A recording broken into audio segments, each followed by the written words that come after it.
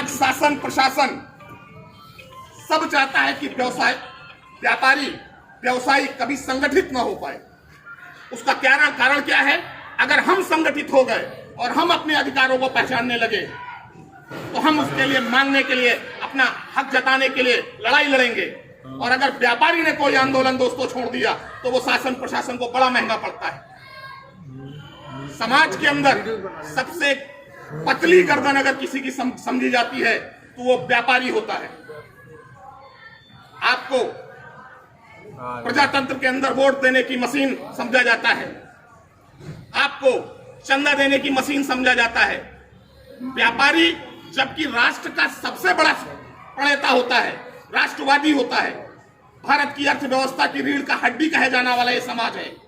हम समाज में वो महत्वपूर्ण स्थान रखते हैं, लेकिन हम कभी कभी हमारी गलतियों की वजह से एक अदना सा कर्मचारी, अधिकारी नहीं होता, वो अदना सा कर्मचारी हमें ही उल्लू बना के चला जाए होता है।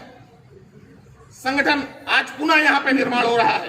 पीछे हमने जो गलतियां की है हमें वो गलतियां रिपीट नहीं करनी है। और मैं कतई दोस्तों, मुझे चाहे जितना संगठन के लिए संघर्ष करना पड़े, लेकिन संगठन को उन ऊंचाइयों पे लेके जाना है कि अगर हमारा व्यापारी 10 लोग अगर खड़ी हो जाए कहीं तो उसकी बात को मानना पड़े। उस ताकत को बनाने के लिए मुझे आप सबकी जरूरत पड़ेगी। इन सभी चीजों को प्राप्त करने के लिए, जैसा कि मैंने कहा कि व्यापारी को अनुशासनात्मक तरीके से, संगठन का मतलब एक अनुशासन भी होता है। हम कभी छोटी छोटी बातों में अगर बैठ के माहौल उड़ा रहे होते हैं, क्योंकि हम समाज के बहुत जिम्मेदार वर्ग हैं। अगर हमने ऐसी छोटी छोटी गलतियां की तो वो निश्चित तौर पे उसका उदाहरण गलत जाता है। मैं बात कर रहा था कि हमने ऐसी अभी तक क्या कमियां की हैं।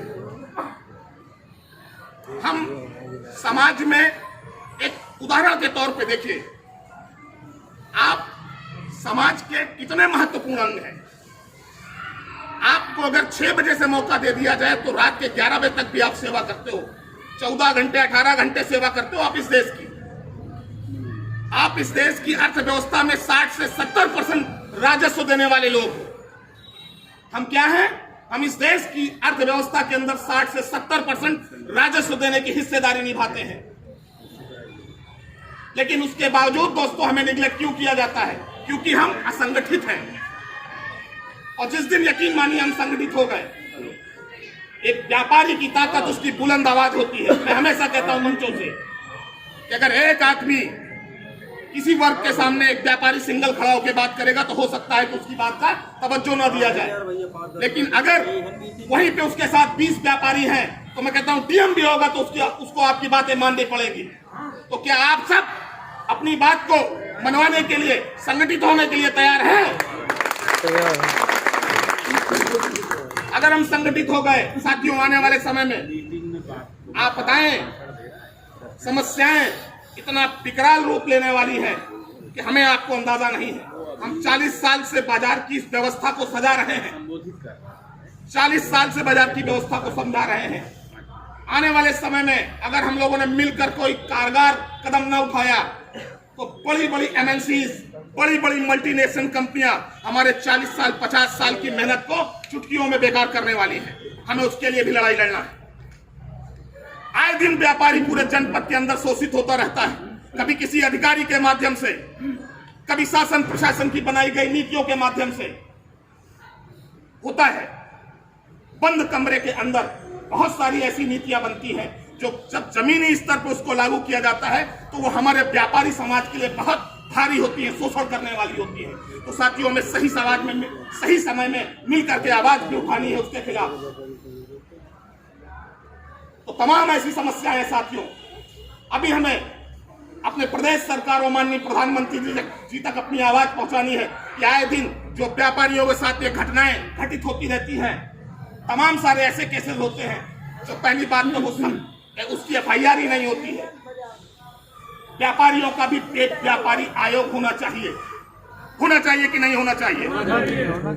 एक तय समय के अंदर जिस चीज की अगर FIR हो गई हो, अगर वो FIR होने के बाद उस थाने, उस चौकी में उस व्यापारी की समस्या एक तय समय के अंदर नहीं पहुंचती, अगर वो मामला उस व्यापारी आयोग या व्यापारी कल्याण समिति किसी भी रूप में हमें चाहिए शासन के द्वारा, तो एक तय सीमा के अंदर उस व्यापारी का नुकसान के समेत भरपाई होनी चाहिए कि नहीं? हमें इन सब चीजों के लिए संगठित होना है साथियों। मैं अपनी बात को बहुत लंबे न खींचते हुए, क्योंकि संगठन में 15-16 सालों से कार्य कर रहा हूं, बहुत समस्याओं को समाधान किया है हम लोगों ने। बहुत सारी समस्याएं हैं जिनके ऊपर मैं बोलना भी चाहता हूं, लेकिन अगर मैं बोलने में आया तो हो सकता है कि आज का कार्यक्रम मैं मुख्य 2-4 चीजें और आपको बता देता हूं। अगर आप संगठन को वाकई संगठन के रूप में देखना चाहते हैं, तो आज की जो यहाँ नियुक्त टीम होने वाली है, मैं उनसे निवेदन करना चाहूंगा कि माह में पूर्व के भांति नहीं चलने वाला है। माह में एक मासिक बैठक अनिवार्य होगी, कभी उमेश जी के प्रतिष्ठान में, तो कभी महामंत्री महोदय के प्रतिष्ठान में, तो कभी हमारा जो संगठन मंत्री है उसके प्रतिष्ठान में।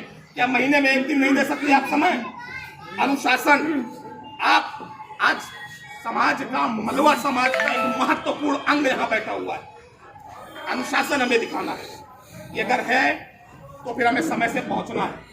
किसी व्यापारी के ऊपर कोई अगर बात आई तो हमें 10 व्यापारियों को शटर बंद करके खड़ा होना है। ये नहीं देखना कि आज किराने वाले के ऊपर है।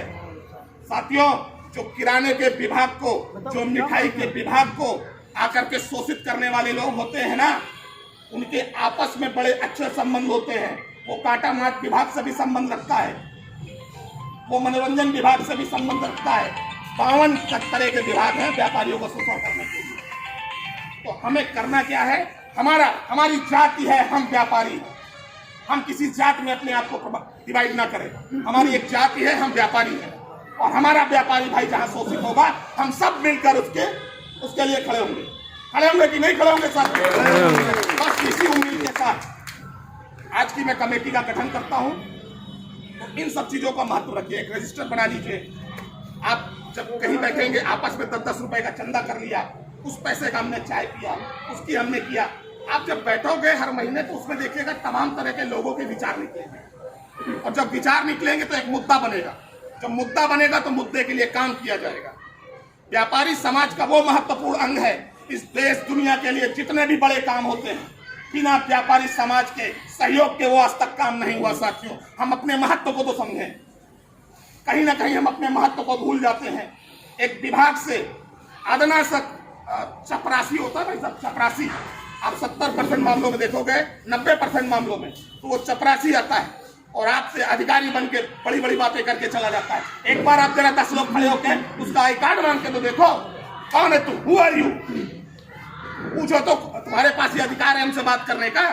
लेकिन भाव होने चाहिए कि हम 60 से हमारे टैक्स के पैसे से तनख्वाह पाने वाला है। कितना भी बड़ा अधिकारी हो, सम्मान कीजिए, लेकिन डरने की जरूरत नहीं है, शोषण कराने की जरूरत नहीं है। बहुत सारे, आप जब मीटिंग करोगे, हमें बुलाओगे, तो बहुत सारी ऐसी चीजें हैं कि वो आप 20 लोग खड़े भर होके एक चीज चालू करो, मेरे साथ बोलिएगा तेज से, व्यापारी एकता जिंदाबाद, जिंदाबाद जिंदाबाद।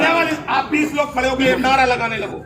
मेरा अनुभव कहता है साथियों, अगले 10 मिनट के अंदर अगर आपके बाजार से वो गाड़ी ना गायब हो जाए तो बताइएगा, क्या आप ये सब करने के लिए तैयार हैं?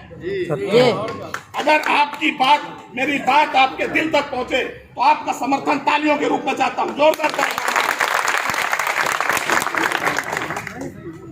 तो मैं आज की गठन प्रक्रिया को चालू करता हूं।